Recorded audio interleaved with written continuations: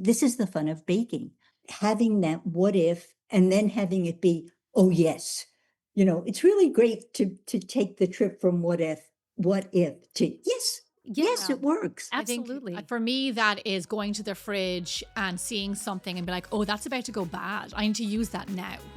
And that's where my Oh. that's where my creativity comes That's from. where your what ifs come in.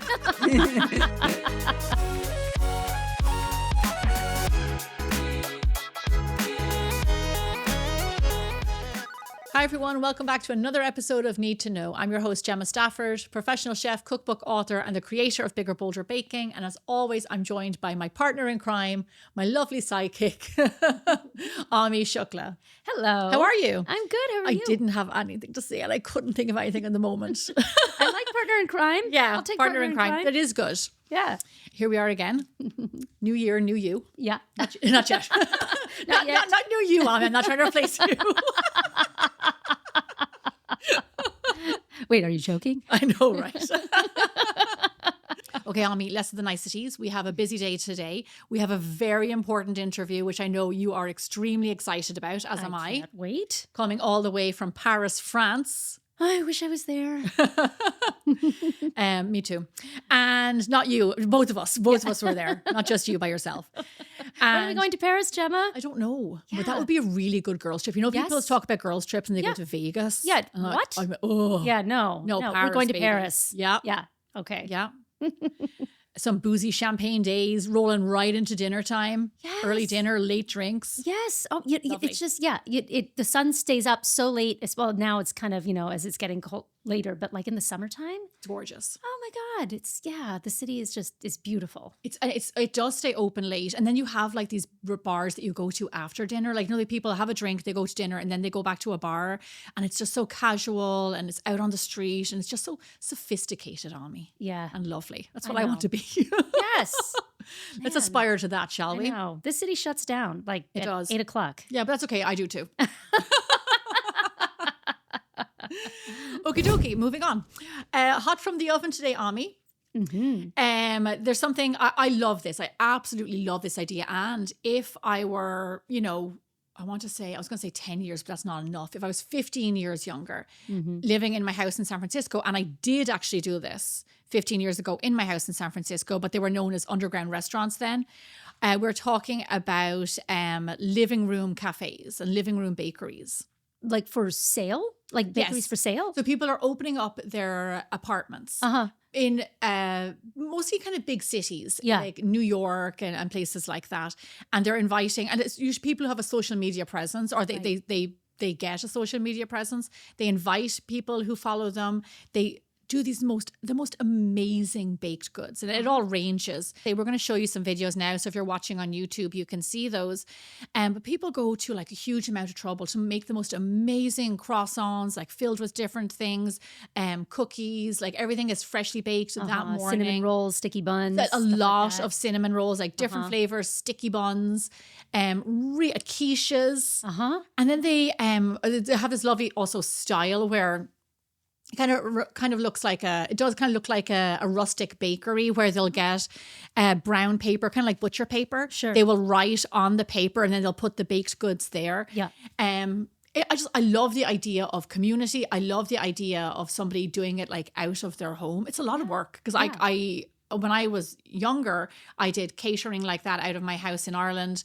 I did this in San Francisco, and it's a lot of work, but I would just absolutely love to do that now. I feel like that's fun. I'm also just like very impressed by people doing this in like their little New York apartments. Yeah. Just like being able to like, have these little, like, where do you go? Like maybe it's fun. You kind of squeeze in and, or maybe you take it to go. I know, it just sounds lovely. And then there's probably like coffee and everything. I won't be doing that at my house. I was going to say, if But you can we do it at your house? I would love to do it at my house. I don't have an espresso machine though, so you have to drag yours over. That's grand. I can do that. Or we can just do, but like coffee. Wouldn't that be lovely? Would you do that at your house? I think that'd be fun, Would you? actually. I feel like that would be really, really fun. I think it would be really nice. I would love to do that. As you know, Ami, because you usually make them, I have a freezer full of raw cookie dough, of Danish doughs, of pound cakes of everything. Yeah. That could be baked off fresh and ready to go. I think that's fun. It's also like hard to decide when you're like, when you want to make something. Just last weekend, I made some scones, but I couldn't decide which scones I wanted to make. And did I want to make muffins or did I want to make pancakes instead? And it was, you get like that whole like, well, if you don't have to decide, you could just make everything. That's right. And that's what one of the girls actually said in her video. Gourmet Gab, that's one of the videos that we shared, is that she said, what am I going to do? Make a whole pile of cinnamon rolls for myself? Right. But, you know, they need to find a good home. And then like, you know, they pay for, you know, they make a little bit of money, but like, it's really fun. For those of you probably all follow Broma Bakery on Instagram. She has 1.6 million followers. If you have not come across one of her videos at some stage, where have you been? I love to follow her. I find her content really interesting. Her recipes are great. She does it out of her apartment in New York. Check out that video. And then there's some other folks too. And they get like a huge response from it. And I think it's a little bit like the day in, you know, the way you get the day in the life of a baker. Right. It's kind of like those style videos. It's very fly on the wall. Yeah, it's lovely. So let's make a plan to do that at your house. You know what would be lovely? A holiday thing, like a cookie, like a holiday cookie, not swap, but like something like that. You know what the hard part with holiday is that it's so saturated. The times, I almost feel like you want to do it on a random, like spring, like a random Saturday, just that is not connected. Well, at least I don't know. I'm sure for you too, like every weekend is like full of like one thing or another or kid events or I don't know, like the holidays get saturated. Have nothing going on. Like no joke. I text people like looking for something to do. And they're like, no, nothing. That is actually, I don't know if it feels lucky, but that just feels lucky to me. You know, I just would love to have just time, a little more time to do. Do you know what I have thought about briefly? Somebody mentioned this to me and I didn't connect the two.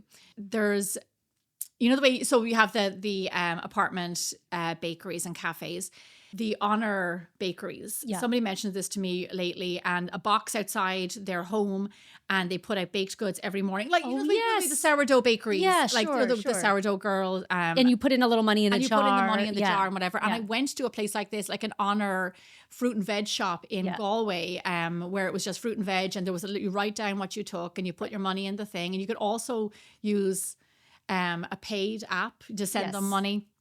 Could you do that in Los Angeles? Well, yeah, I mean, so is everybody going to pay? Maybe not. I just feel like if there was a jar of money there, somebody would take it. No, you would you'd have to like Venmo or something. The person I heard about it has a camera on it, but that's not going to stop people from taking it. It just means that you saw who did it. Right. I mean, I guess if somebody steals a loaf of bread, I hope they needed the bread. Yeah, that's it. And you know what I mean? It's kind of, it's crummy. Like I actually am not worried about the bread. I'm worried about the jar of money.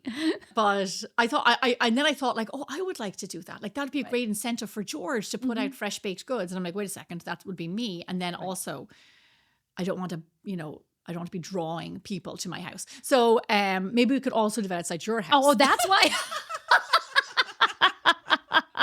Well, you know, I have a nice backyard. You know, it's kind of lovely back there. It's small. It's, you know, perfect for a small cafe. Yeah. Nice. Sounds good. Yeah. I feel like that sounds fun. I think the thing I feel like the most difficult part of doing that is telling people I'm selling things. No, but so you're not there for the honor bar. You're in your house doing your stuff. You only put this. I don't think you know how small my house is. but you say here's the good thing: you can see everything that goes on. Just but you don't. Yeah, like a curtain. What do they call them? Tweaker or whatever. Curtain puller or whatever. But the good thing about the honor bar is, it's on the person to pay or not, right? And you don't have to interact with them. So you just put it out there in the morning, run back into your house, probably in your jammies, and then go back and reap the rewards later. Right. But I think it's even just telling people, I'm not making things to give to you, but I'm making things for you to buy. I have some sort of like this is like anytime I have to charge for a cake or something like that. Like I do it, I charge for it, but I have a hard time, like that part makes me shy away from those kinds of concepts. Yeah, you need to get better at that. Yeah, I know. I have no problem asking people for money. Oh, good. That'll be your job. This is perfect. I'll make this stuff. You sell it. I've gotten real good at it. Yeah, that's awesome. All right. Well, I think we've got a great partnership. Some people tell me, you know, you're quite blunt. And I was like, I don't think I'm blunt. I'm just straightforward. Yeah. Right? What do you think, Yeah. Ami? I absolutely, I wouldn't call you blunt, but I would say you stay straightforward, but I actually appreciate that. I know, right? Because Yeah. you know where you stand. Yes, I don't want to be guessing, I know, what is she you cross? Is she not? Yeah, exactly. No, when you're mad, I know. Yeah, you see. Okay, and that's okay, Ami. We're moving on now. I don't want to open that can of That's worms. enough of that. Yeah. Enough out of you. All right. Well, now I think it's time for In the Mix. And today we get to speak with Dorie Greenspan. I'm very excited about this. I can't wait. Dory Greenspan is a 5 times James Beard Award-winning author, New York Times best-selling writer, and beloved baking authority known for infusing her recipes with equal parts precision, creativity, and heart. With 15 acclaimed cookbooks to her name, including Baking with Dorie, Dorie's Cookies, Around My French Table, Baking from My Home to Yours, and the newly anticipated Dorie's Anytime Cakes, Dorie has built a career out of transforming simple, everyday ingredients into magical moments. Thank you so much for joining us. We are so excited to talk with you. And your new book, Dorie's Anytime Cakes, is out October 21st. Yes. And you've said this book is a love letter to simple cakes. And as an accomplished baker who's collaborated with the likes of Julia Child and Pierre Hermé, we're wondering, why do simple cakes hold such a special place in your heart? It's funny. I always loved simple cakes. That I got to write a book that's totally simple cakes is just, it's kind of a marvel to me. But I feel like simple cakes they're part of my childhood. So they're part of a childhood memory. And they also, maybe because my mother, who never baked a thing in her life, she didn't put shoes in the oven. One day I thought she might, but she used to use it for storage. My mother never baked, but there was always a cake in the house, a very simple cake that sat on the counter. And so cakes like that, they're like a welcome mat. They're like something that says, you're welcome, come in, sit down. There'll always be something sweet for you. I just feel that way about these cakes. Mm-hmm, mm-hmm. And why do you think that cookbook with cakes that are simple and quick and easy are appealing to home bakers right now? I think that simple cakes in a book about would have been appealing at any time. Mm-hmm. But there is something, I know we're bakers, and we always talk about baking being a comfort for us who bake, and a comfort when we're sharing, a comfort to others when we share, which is what we always do when we bake. But I think these are kind of topsy-turvy times. And it's nice to know that there's something that we can turn to that will feel good as we're making it, and that it's something we can share, Mm-hmm. and something easy, something not complicated. Sure. It's nice to have something not complicated in life, right? Some achievable goal. Goals, Yeah, something right. not complicated in life. Absolutely. Dory, I really liked what you said about the having cake in the house growing up in Ireland.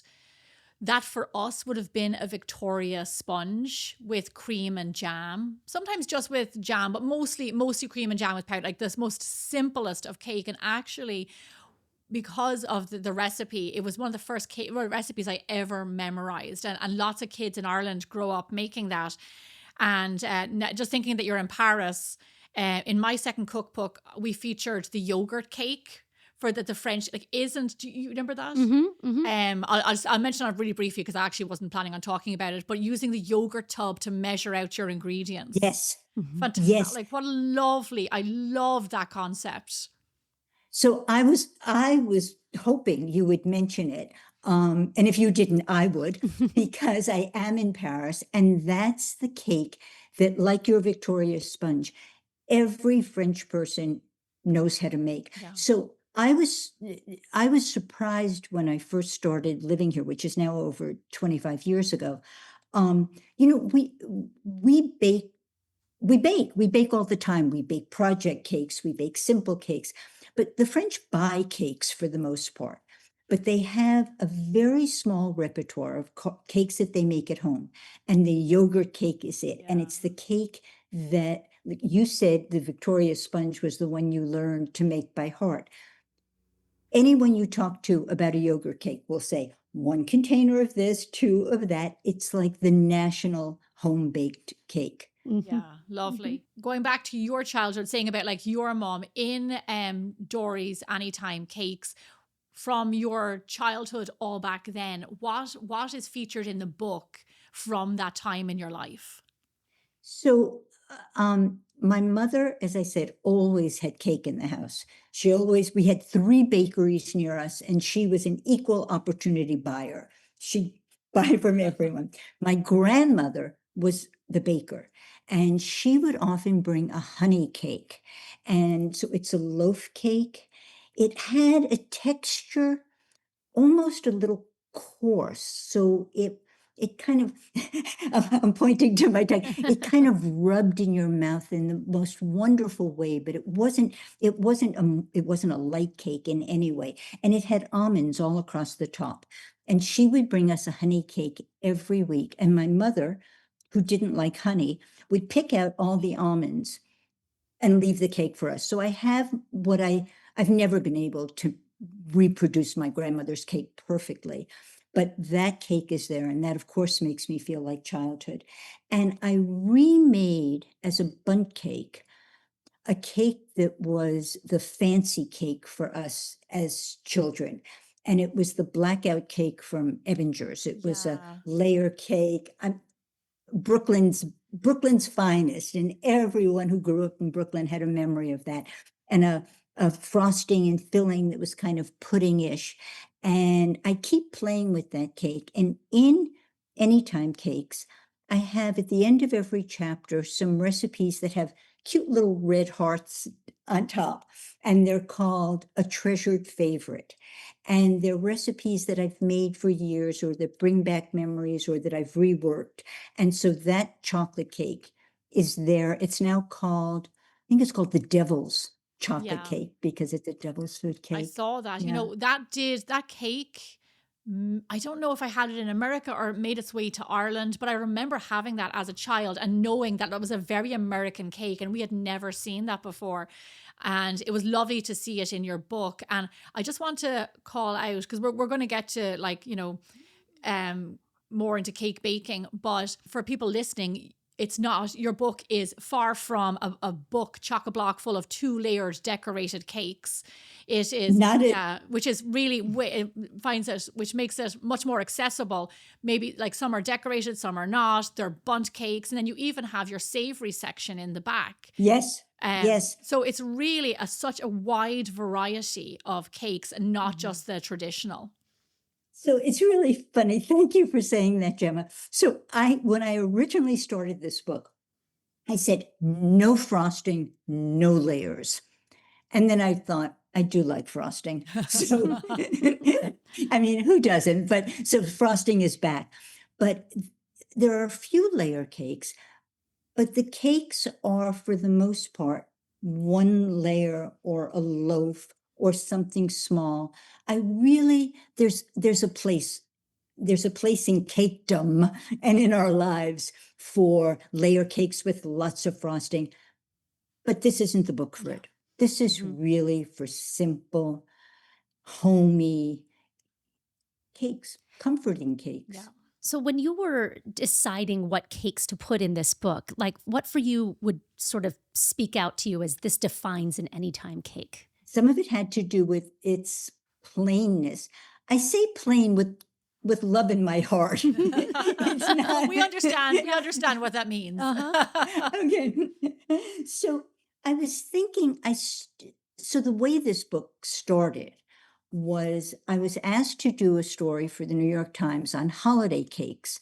And I told them, nope, wrong girl. I don't do holiday cakes. I don't do sprinkles. And I said, and I hadn't really thought about it in these terms until that moment. I said, not the holidays are long. You have people for the weekend. You have guests coming in and out. It's not always a fancy cake moment. You want to have a cake that sits in the kitchen that people can just come to and cut at breakfast or in the afternoon when they're hungry. And I originally thought of these cakes as kitchen cakes, as the kinds of cakes that would just stay on the counter and you could go into the kitchen at any time and nibble at them. So that was the original thought, something that wasn't necessarily a special occasion cake, but that would be, again, we come to any time, that would be something that you would want to nibble and enjoy from morning to midnight. You know, it's funny. We have a name for that, and I hear my mom say it a lot. Cutting cakes, which are literally on the counter in the kitchen, covered over, often dangerously so, a knife left on the plate. But cutting cakes, and she used to say, "Oh, that's a cake for cutting." I was like, "What's she talking about? They're all for cutting." But like, no, but exactly what you said. It's a cake for cutting. I love that. I absolutely love that. I didn't know it then, but had I known it, that would be the book I was writing. It's wonderful too, Yes. I think, because with little kids and who always want to bake, my kids definitely get very stuck in making frosting and designing it beautifully, and even just getting them started with, hey, you can mix a few ingredients together and you can put something on top of it, but you don't have to. And, you know, this is how good it can taste, just simply the way it is. So I am a fairly new grandmother. My granddaughter's name is Gemma. I know. I stalk. I mean, I follow you on Instagram, so I know this information. Well, okay. So if you follow me on Instagram, then you know they're also adorable, Yes, I right? do. You notice that. Yeah. Okay. So Gemma is 5 and Vivi is 3. And ever since Gemma could get on the little tower that allows her to stand up, we've baked together. And now the 3 of us, it's baking as a trio is not all that easy, but Yeah. it is fun. It is fun.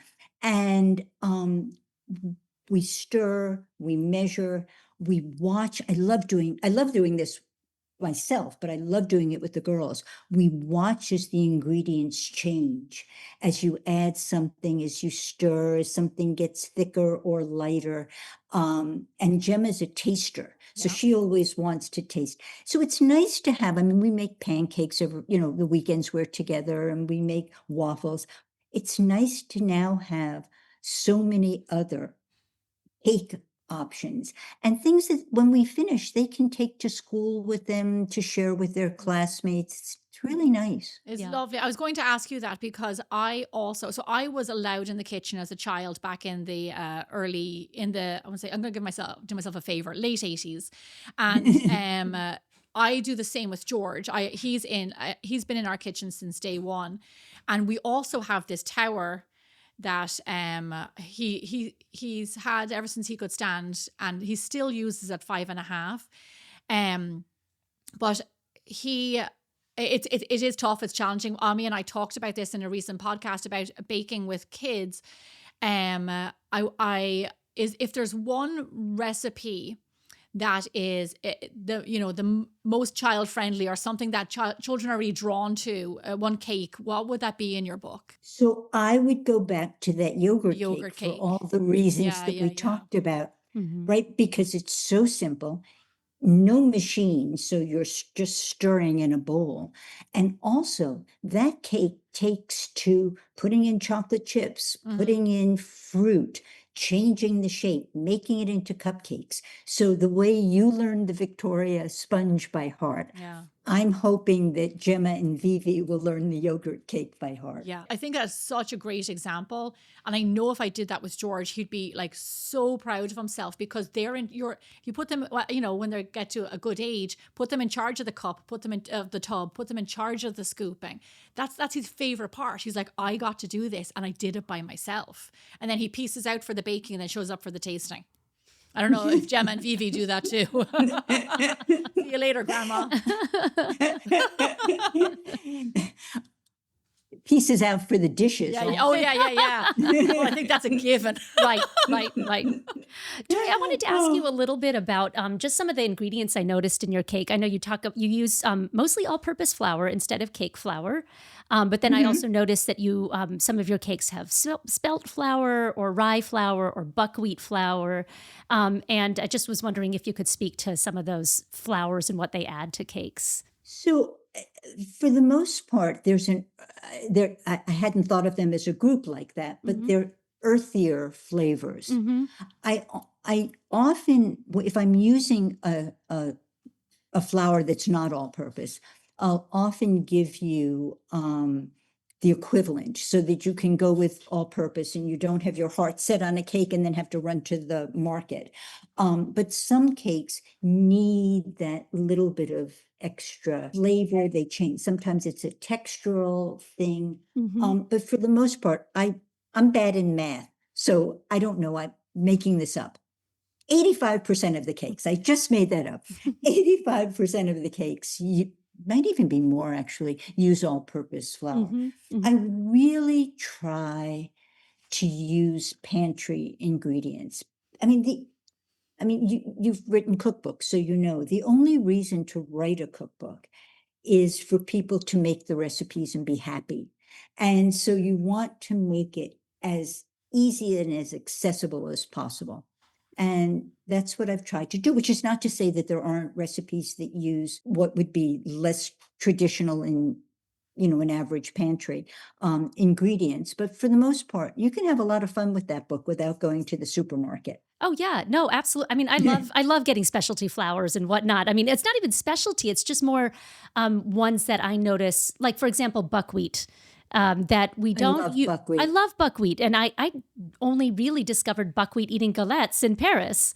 And then, when I came home, I thought, oh, well, I need to make galettes too. So I, ordered some buckwheat flour from France. And then over the weekend, when I was trying to decide what cake to bring today, the first thing I made was your buckwheat butter cake.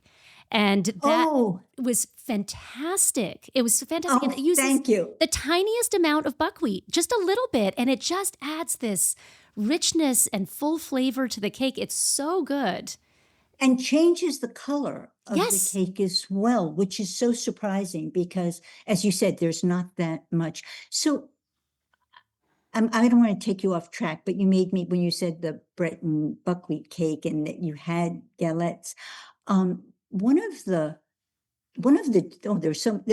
baking equals joy, happiness, but there's so many joys that come from traveling and coming home with a recipe or coming home with an ingredient or a new technique or something that just makes your eyes go pop. Oh, I didn't know that. And so having the galettes, loving the buckwheat flour, and then finding another recipe to use it in. When I made the buckwheat cake, which is really, I cheated a little bit. You could bake it more and turn it into a cookie, but that's not what this book is about. So I kind of stretched a little bit, but I love that the look of it. So the cake is made in a tart pan. Right. And you can make it in a regular pan, and it just has a little egg glaze over it, and you use your fork to make a crosshatch pattern. And I think that's one of the things that I love about the simplest recipes, that you can make them elegant in very easy ways. Absolutely. And I think that was what was wonderful. First, we ate part of it just by itself and we couldn't stop eating it. Then we tried some drizzled with chocolate and that was fantastic. Then I had some fresh strawberries from the farmer's market and we said, oh, let's do some whipped cream and strawberries on the rest of it. And it just kept getting better and better. And there were so many different ways to eat it. It was really quite lovely. Oh, this makes me so happy. Thank you. So then what I ended up bringing in today was this cake. And I know we talked about this briefly, but I just want to mention again. So there's this wonderful restaurant in Paris called Moco Nuts, this tiny little place. And the food is phenomenal. And the chef, Moco, I can't remember his name. Hirayama, I think is her last name. She makes these at the end of your glorious meal in this tiny little place, you have the opportunity to order these cookies, and they're big and hearty and full of things. And I remember getting all 3 of them and wrapping them up and taking them with us because the food was so good that we couldn't eat the cookies. And later on, I just remember eating this one that was full of poppy seeds and some other things. And so when I saw this cake in your book, I was so excited. I was like, this is bringing me back yet again to Paris, which I miss the city very much. I'm going to let you take your own piece. Okay. Sorry, you actually, sorry. Just a little bit, like the cake has rye flour. It has poppy seeds. It has cranberries. It has chocolate.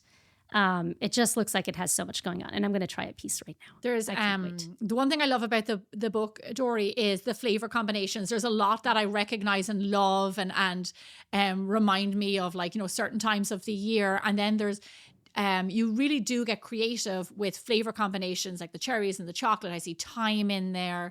What is one of your favorite, not so regular, like, flavor combos from the book? I like that sound. Let me hear that again. I love that. There's so many different things happening in this cake, and they all go together so well. So that's thanks to Moko. I think Moko just has this wild imagination when it comes to pastry. She mixes sweet and savory together. So this cake, the Moco Loco Keiko, was, or Moco Keiko, I don't remember the exact name, was taking the ingredients in that cookie that you love and that I love too, and making it into cake form. But talking about combinations, sometimes, I don't know if you're like this, but you're in the kitchen, you're working away, you go to the refrigerator to get something and you see an ingredient and you think, oh, what would a little bit of that taste like? And so some of those what if moments, there are several of them in the salty cake section, in the savory section. So I made scones using miso. Yeah. Right? Ami, we toyed between making those. Yeah, I had like 10 cakes on my list, and I was like, I don't know which one to make. Oh, I'm so glad. That was definitely on my list. Well, so that was also a stretch, like the Breton butter cake. A scone, is it really a cake? Maybe not, but I so wanted this in the book. And so I took a springform pan and I scooped the scone dough into the pan as kind of a daisy. And so when it baked like a cake, and you could pull it apart like monkey bread, right? And so I thought, it's my book. I can stretch. Your book, Dory. You can do what you want. I can do it. You've earned the right. It's fun though. I mean, you can kind of pull it apart together. It feels communal. It has a communal feel to it. Absolutely. And there's some furikake, the seaweed, sesame, Japanese, that usually goes over rice, that I have on some muffins. And there's a cake that I just love that has harissa, the Moroccan paprika paste. I used as sauce, actually, with lemon. And that's such a really nice combination. And so I know those are unusual, but they just work together. And I get so excited when they do. I mean, this is the fun of baking, of like having that what if, and then having it be, oh yes. It's really great to take the trip from what if to yes. Yes, it works. Absolutely. I think, for me, that is going to the fridge and seeing something and be like, oh, that's about to go bad. I need to use that now. And that's where my creativity comes from. That's where your what ifs come in. I don't think about it until it needs to be used. I love the idea of the savory cakes anyway, because sometimes you want a little baked snack, but you don't always want something sweet. And so it's nice to just have a little something that has a pop for spiciness. Well, it's also so when I first came to be a long-termer in Paris, I hadn't seen savory cakes.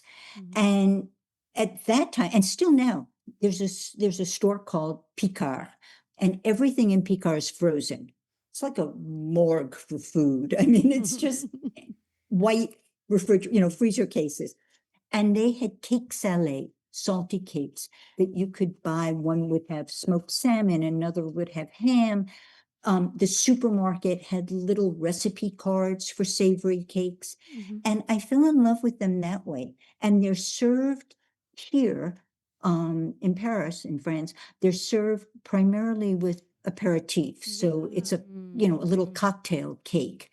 But I like the cake as you do, just as like a little nibble during the day, or with soup, or with salad, as a different kind of bread in a sense. Yeah, I love Definitely. that. So I just was actually wondering, so you published your first cookbook, Sweet Times, Simple Desserts of any for any occasion in 1991. And now since then, this is your 15th cake, Dory's Anytime Cakes. And in that time, the world of online baking has exploded. And there's so many free recipes online. And I guess I just really wanted to know, do you think the role of a cookbook has evolved, or people's relationship to having a cookbook versus finding recipes online? Has that changed? I'm sure, yes. I mean, I know it's changed for me. I have never stopped buying cookbooks. I can't show you my shelves. Actually, I'd be embarrassed to show them to you. They're just a mess. They're just overflowing. But I mean, I too look at online recipes and how good for you, because I mean, we all have recipes online now. But I think perhaps we've lost some people who might have bought cookbooks before. But I think there's a solid core of people who love holding a book, having a book on their shelves, being able to look through the pages, being able to write notes on about what they've made. And I think that, I hope that will never change, that we will have people who love having books and who also love the expansiveness of online, of what you can find online. I wonder, Ami, I hadn't thought about this, but I wonder if when you have a cookbook, if you sit down and read more.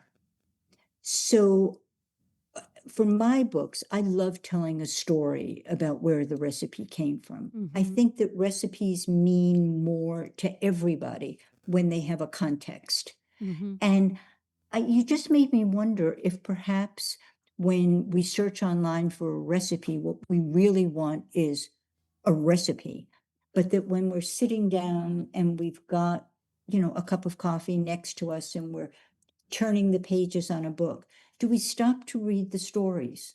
I do. I wonder. I mean, I'll sit down on the couch at night sometimes and pick up a recipe book like a novel, just to look through some of my favorite recipes. And the best ones are the pages that are cracked and crusty because I've used those recipes so much.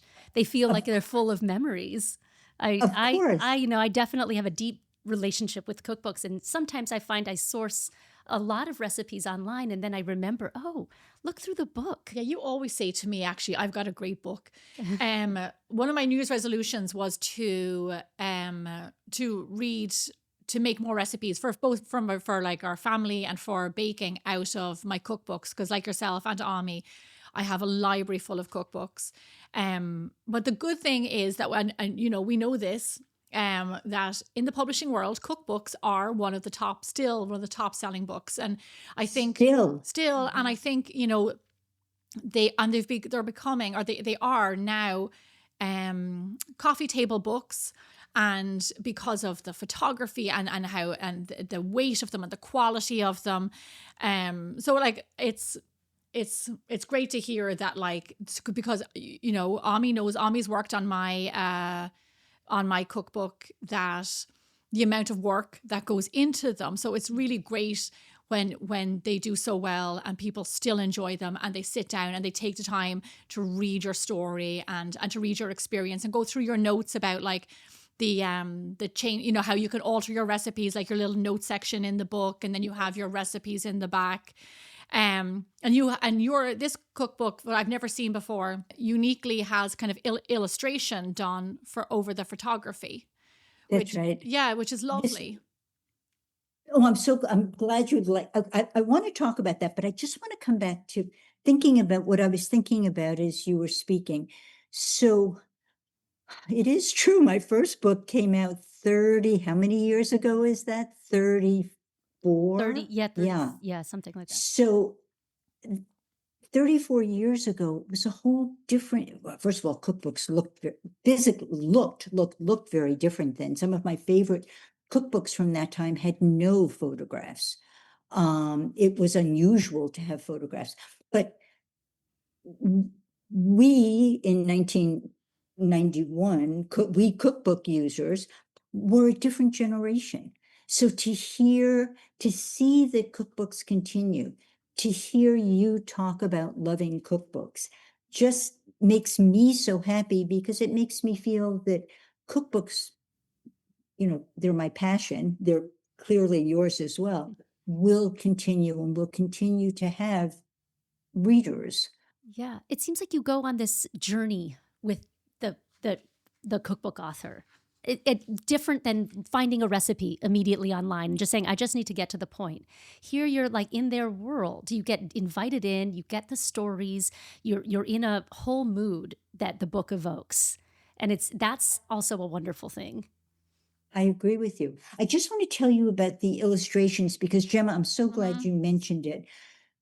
My other books, well, Sweet Times had a picture on the cover, but it had no pictures. And for a while I had no pictures, but I had beautifully, I love the books that have been photographed. But when it came to this book, I was thinking about how simple the cakes were. And I thought it would be important to show their simplicity, to see them, to see their shape, to see their kind of graphicness. And so I didn't want photographs, which I loved in all my other books, with lots of props, with plates and things. I just wanted people to see the cake. I wanted the cake to be the centerpiece of everything. And so the artist who worked on the book, Nancy Pappas, is someone I met 5, 6, 7 years ago. I'm not sure. And as soon as I met her, I thought, oh, I would love to work with you. I love your work. I loved her spirit. I said, but there's nothing I'm doing that would be right. And when I started this book, I thought, I've got it. This is a book I can work with Nancy. And I love the illustrations. I think they're bold. I think they're exciting. I think they're beautiful. Yeah, it I hope really people does will stand feel that out. way. And the lovely color contrast and definitely looks like quite modern in the most lovely way, where the food really just is the centerpiece. Thank you. I do have a question. What's your favorite thing about writing a cookbook, but also what is your least favorite thing about writing a cookbook? Because I know I have a few. And you can be as kind as you want. I love the way you say, I'll ask this nicely.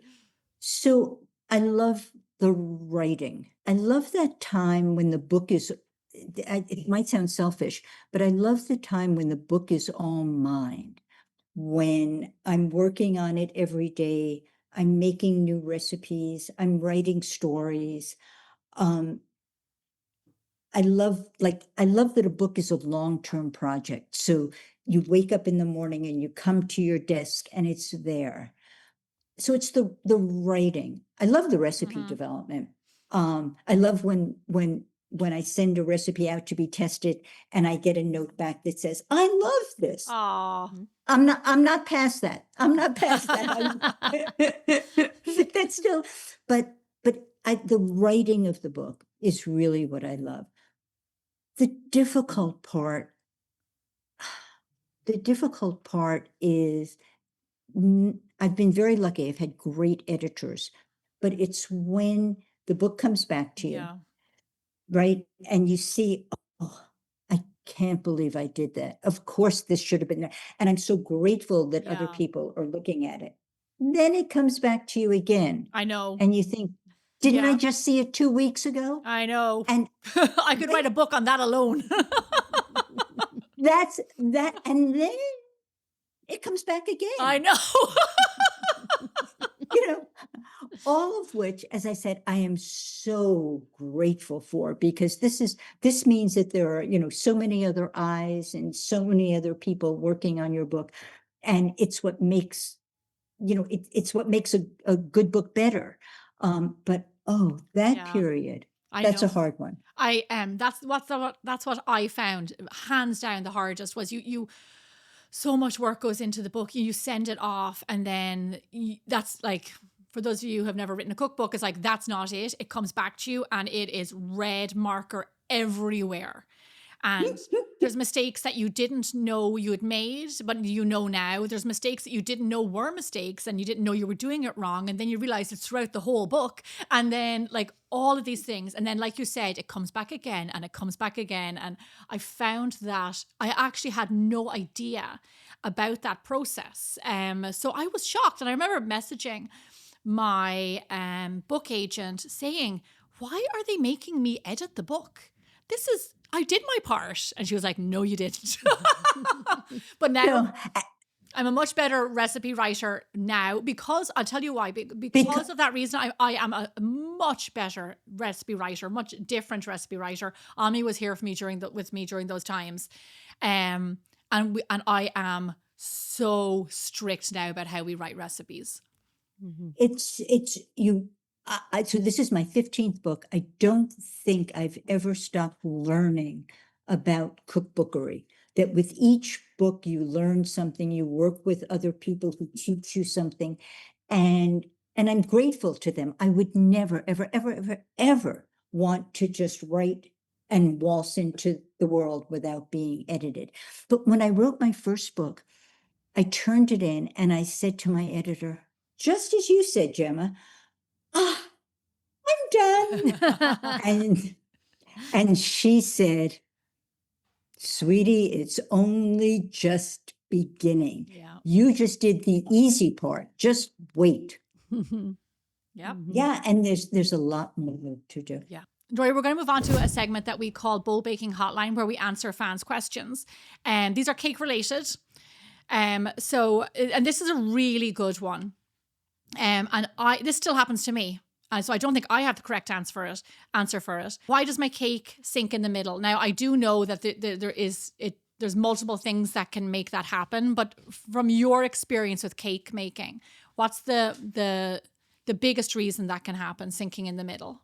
For the longest time, I just blamed the kitchen gods. Right? I was sure that was it. I think it's often, well, as you said, it can be multiple things. It's often the leavening that's not right. It could be temperature. It could be, I don't know, what else could it be? Temperature. Well, my leavening? researcher says it could be undermixing. So I will say, from my experience, I always have the rule about not opening the oven. I think we all have that, within the first 20 minutes. And then I think it does come down to the leavening. I think sometimes I add too much baking powder and then I think it collapses. Could it be lack of structure in the cake? Like Yeah, if maybe. you overwhip the eggs, you've got too much air. And then sometimes oven not hot enough. And then, yeah. So it's it can be a multitude of things, I think. I'm thinking about the cake as it dips in the center. Yeah. And I'm thinking whipped cream. That's what, you know what? So I went to Ballymaloe when I was 23 in East Cork. I'm sure you know of it, with Dorina Allen, and that's what she would say to us. She was like, if anything goes wrong, if something like this happens, if your cake falls in the middle, just like fill it in and move on. Like, give it a new name and move on. People will still eat it. They'll still enjoy it. You'll be fine. That would be a Julia Child comment as well. Yeah. Could Yeah. I throw in one of my own, since this is from our fan base, and I'm one of your biggest fans, I have a question for you about Thank you. I have a question for you about your cheesecake. So I just recently made your cheesecake from Baking from My Home to Yours. And it was really interesting. First of all, phenomenal and delicious. It had a very long mix. Like you mix the cream cheese for about 4 or 5 minutes. Then you mix in the eggs for about 4 or 5 minutes. But I also thought what was very interesting about it was there was no starch in it. There's no flour and there's no corn flour. And then in your new book, your tropical cheesecake also has no starch in it. And I always thought you had to have starch in cheesecake. So what I wanted to know was, can you leave starch out of all cheesecake, or did it have to do with the mixing technique? Was it because you mix it for so long that you can leave out the starch?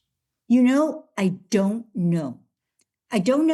But when I wrote Baking from My Home to Yours, which is now, the book is almost 20 years old, and I worked on it for over 4 years. So it was a while ago. I had never made a cheesecake that had starch in it. So it never occurred to me that that was something that was done. And then when I was working on the cheesecake, the beach vibe cheesecake, the tropical cheesecake in Anytime Cakes, I was having such problems getting it to the texture I wanted. And I thought, this is going to be a disappointing story because I can't remember the punchline because I worked on the cake and I thought, maybe it needs starch. And I did add some. And you know what? In the end, I took it out. But the punchline that I can't remember is what I did to make it work. Well, Sorry. Well, that's okay. You know, it's interesting because the first cheesecake from your other book, you mix it for longer than I've ever seen mixing for any other book. So I was wondering if the long whipping was what replaced whatever starch does in a cheesecake, or if it was you talked about needing it to aerate the batter. So I was like, is that why there's no starch? It was perfect because I have so many friends now who are gluten-free. So I often turn to cheesecakes, and I've been sticking with Basque cheesecakes because there's no crust and there's no flour in there. But I really wanted to make a traditional cheesecake this time, and I could make a gluten-free crust, no problem, but there's always that issue with the starch. So when I was looking at your recipe, and I was like, oh, this is perfect. I don't have to worry about that. And it was delicious, and I didn't miss it. It didn't taste like anything was missing. You know, we don't have to do this right now, but I'm going to think about and see if I can find, as I said, in the way back time, I don't remember there being starch in cheesecakes. I'm going to take a look. Yeah. Okay. All right. Dory, thank you so much for your time today. It was, I'll speak for Ami and say it was absolutely our pleasure. Congratulations on your new book.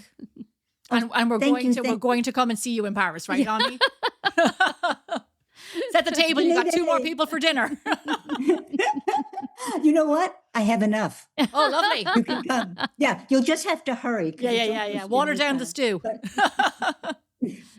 Thank you so much. I'm so glad that I got to meet you this way. It's lovely to meet you. Thank you so much for lovely conversation. Such a pleasure to talk with you, Dory. Thank you for your time. Dory's Anytime Cakes is available October 21st wherever you buy books, and I will recommend following her on social, but also signing up for your email, Dory, because I think that's a great way to follow your lifestyle and to get to know you better and just keep up to date with everything that you're doing. Yeah, it's my newsletter, which is called XOXO Dory.